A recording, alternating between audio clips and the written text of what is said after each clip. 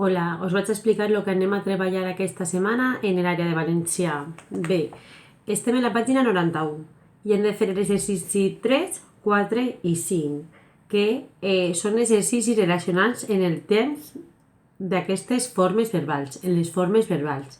Sobretot anem a treballar en el present, s'han de tindre clar el present, l'imperfecte indicatiu i el perfecte indicatiu. El present és una acció que s'està fent ara, en aquests moments, i després tenim l'imperfecte indicatiu, que és una acció que ja està com inacabada. Jo cantava i jo ja ho havia fet. I després tenim el perfecte indicatiu.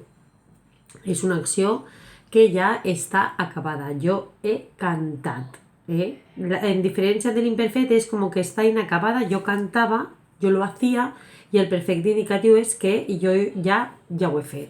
Pues bé, en l'exercici 3 te diu que has de consultar la conjugació del verb cantar, que el teniu en la setmana passada, que vaig adjuntar en una fulla, i que digues a quines formes verbals, a quins temps correspon, per exemple, ell parla. Doncs ell parla és un present d'indicatiu.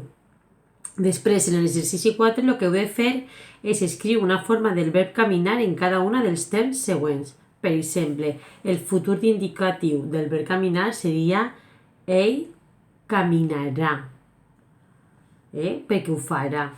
I després, en l'exercici 5, diu que complete les oracions a la forma d'indicatiu que correspon del verb jugar. Doncs és igual. La setmana que ve el pare no hi jugarà perquè se'n va a Menorca. Bé, també us he ficat per aquesta setmana que llisqueu el requadre de la pàgina 113, que és com enviar un correu electrònic. Està en valencià. I també us he ficat el mateix contingut per a l'àrea de castellà. Així que quede molt clar quants són els elements que s'han de tindre per enviar un correu electrònic. Solament vull que lo leáis y que me enviéis un correo electrónico. Si es en valenciano, mejor, y si no, pues en castellano, ¿vale? Doncs vinga, este és el vídeo de valencià.